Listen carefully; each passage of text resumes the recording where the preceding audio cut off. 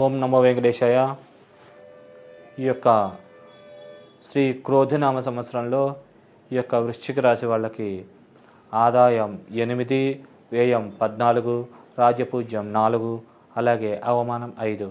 ఖర్చులు కొద్దిగా ఎక్కువ ఉండడం వల్ల కొద్దిగా ఆచితూచి ఖర్చు పెట్టాలి. చేసే వ్యయం సద్వ్యయం అయితే కనుక అన్ని పరాలుగా మంచి జరిగే అవకాశం ఉంది. అలాగే సాధ్యమైనంత వరకు ఏదైతే సాధ్యమైనంత వరకు కొన్ని విషయాల్లో ఏదైనా పని మంచి జరిగితే కనుక అది ముందరగా కూడా పబ్లిసిటీ చేసుకోవడం వల్ల కొన్ని ఇబ్బందులు సమస్యలు తలెత్తే అవకాశం ఉంది. అలాగే సాధ్యమైనంత వరకు కొన్ని విషయాల్లో మౌనం పాటిస్తూ ఉండడం వల్ల ఈ యొక్క ఆ రాజపూజ్యం 4, అవమానం 5 ఉండడం వల్ల ఈ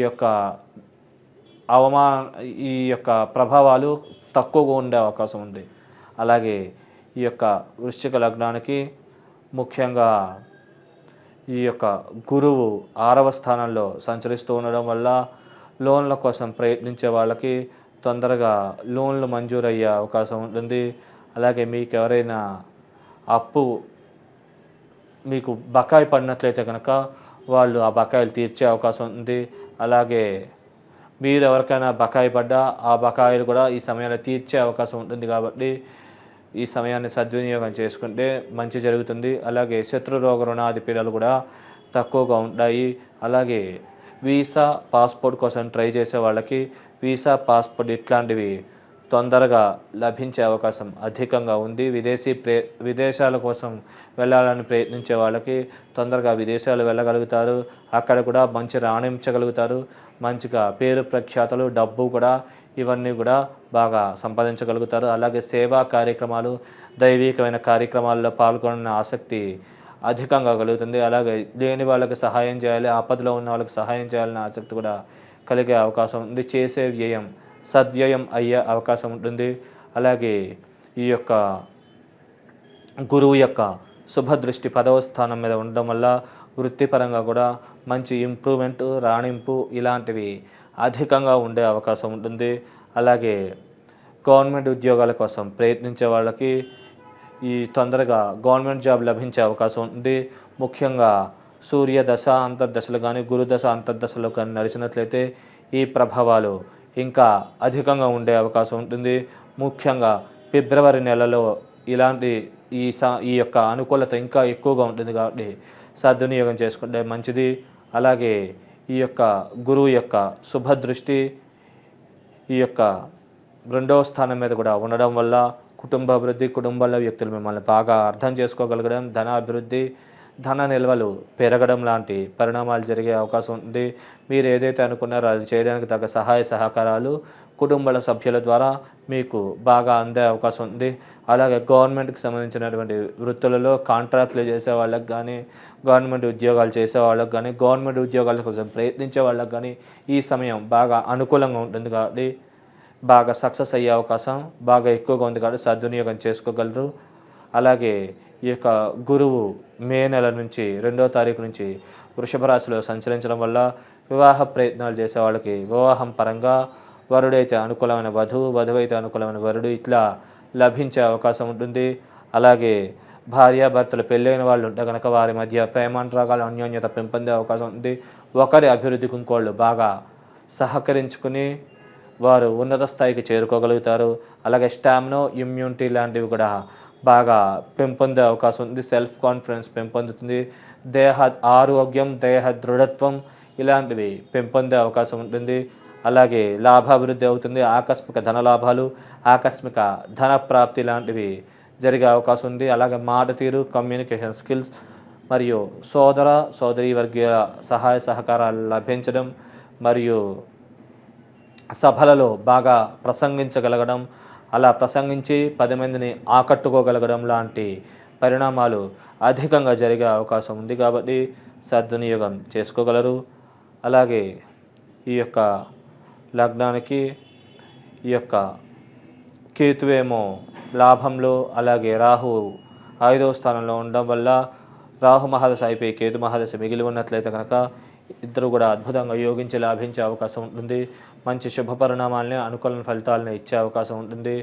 ముఖ్యంగా లాభాభివృద్ధి, నిల్వధనం పెంపొందడం, మరియు ఆకస్మిక ధన వ్యవహారికపరమైన లాభాలు, అనుకూల వ్యక్తుల సహాయ సహకారాల వల్ల మీరు ఏదైతే అనుకున్నారో ఆ పనులు నెరవేరడం లాంటి పరిణామాలు జరిగే అవకాశం ఉంది. విద్యార్థులు విద్యలో మార్కులు బాగా సంపాదించగలుగుతారు. దైవికమైనటువంటి బలము శక్తి పెంపొందుతుంది. ఆకస్మిక ధన ప్రాప్తి కలుగుతుంది. బంగారు ఆభరణాలు ఆస్తులు వాటి విలువ పెరుగుతుంది. మరియు భూములు స్థిరాస్తులు కొనుగోలు చేయగలుగుతారు. బంగారు ఆభరణాల విలువ పెరుగుతుంది. ఆల్రెడీ కొనుగోలు చేయాలనుకుంటే తక్కువ రేటుకి ఆ ఆభరణాలు లభించే అవకాశం ఉంటుంది. అలాగే అమ్మాలనుకున్నా కానీ మీరు ఏదైతే అనుకున్నారో ఆ రేటుకి బంగారు ఆభరణాలు అమ్ముడుపోయే అవకాశం ఉంటుంది కాబట్టి సద్వినియోగం చేసుకోగలరు. ఒకవేళ వ్యక్తిగత జాతకాల ముందుగా కేతుమహాదశ అయిపోయి రాహుమహాదశ మిగిలి ఉన్నట్లయితే ఈ పరిణామాలు కొద్దిగా వ్యతిరేకంగా జరిగే అవకాశం ఉంటుంది. అలాగే ఈ యొక్క శనీశ్వరుడు భూస్థానంలో ఉండడం వల్ల కొద్దిగా భూమి పరంగా చిన్న చిన్న లిటిగేషన్స్ ఇబ్బందులు లాంటివి తలెత్తే అవకాశం ఉంటుంది. అలాగే ఈ యొక్క శనీశ్వరుడు 6వ స్థానాన్ని చూడడం వల్ల ముఖ్యంగా శని దశలు అంతర్దశలు నడిచినట్లయితే శత్రు రోగ రుణాది పీడలు అధికంగా ఉండే అవకాశం ఉంది. వృత్తిపరంగా కూడా మానసిక ఒత్తిడి టెన్షన్ అధికంగా ఉండే అవకాశం ఉంది. అప్పుడప్పుడు కూడా శని సెల్ఫ్ కాన్ఫిడెన్స్ దెబ్బతినడం, మానసికమైన సమస్యలు ఇబ్బందులు లాంటివి తలెత్తే అవకాశం ఉంది. ముఖ్యంగా శని దశలు అంతర్దశలు నడిచినట్లయితే ఈ ప్రభావం ఎక్కువగా ఉంటుంది. అలాగే వ్యక్తిగత జాతకంలో కనుక మీరు శని సూర్య చంద్ర కుజ గురు దశలు కానీ అంతర్దశలు కానీ నడిచినట్లయితే కనుక మంచి అనుకూలత కలుగుతుంది. మీరు ఏదైతే అనుకున్నారో అది చేయడానికి తగ్గ పరిస్థితులు ఏర్పడితే తొందరగా మంచి అవకాశాలు లభించే అవకాశం ఉంది. మీరు ఈ సమయాన్ని ప్రాపర్గా కనుక సద్వినియోగం చేసుకున్నట్లయితే కనుక మీరు ఏదైతే అనుకున్నారో ఆ పనులు తొందరగా సాధించగలుగుతారు.